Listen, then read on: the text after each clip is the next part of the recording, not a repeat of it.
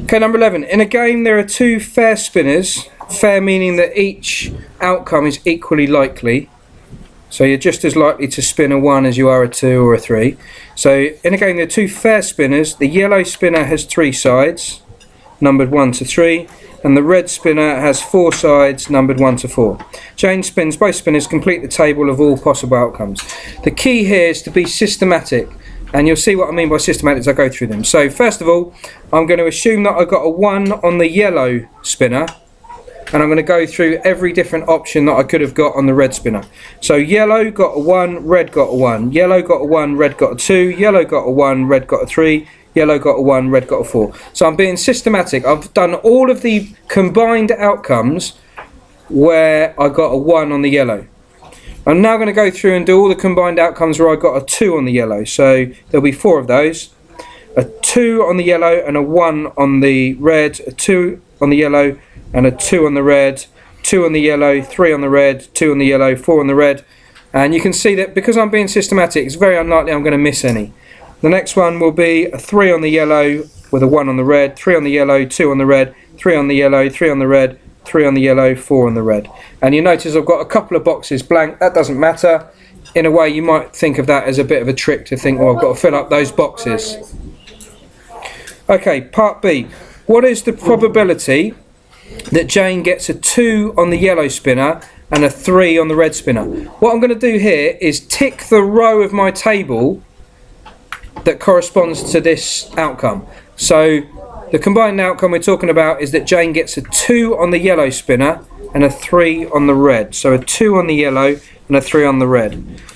So that's the only row of my table that corresponds to that particular combined outcome. So there is that one chance out of the total number of different combined outcomes, of which there are 1, 2, 3, 4, 5, 6, 7, 8, 9, 10, 11, 12. So my answer must be a fraction where the top number, the numerator, is the number of combined outcomes that corresponds to the statement, and the bottom is the total number of possible combined outcomes, of which there are 12, because there are 4 that have a 1 on the yellow, 4 that have a 2 on the yellow, and 4 that have a 3 on the yellow, so there's 12 in total. Right, following the same logic for the next part, it says Jane adds together the 2 numbers that she gets. What is the probability that Jane gets a total of 4?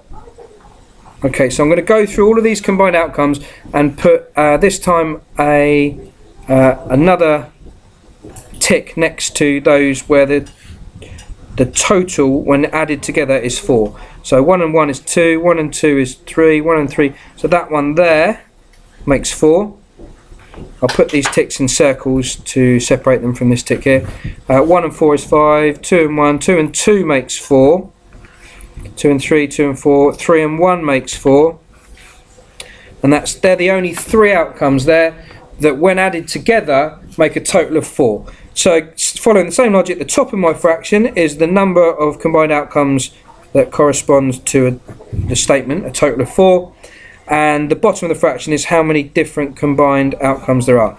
Now, some of you will notice that fraction simplifies, but the question doesn't actually require you to give it in its simplest form. So you would get the mark for 3 over 12. Although some of you will know that if you divide top and bottom by 3, you'll get a quarter. But either of those will get you the mark. And finally, what is the probability that Jane gets a total of 8? So I'm looking for when added together the 2 outcomes whether you get 8. So none of those make 8. The highest you could get is 7. So the probability of getting a total of 8, well, it's impossible. And when something's impossible, the probability is 0.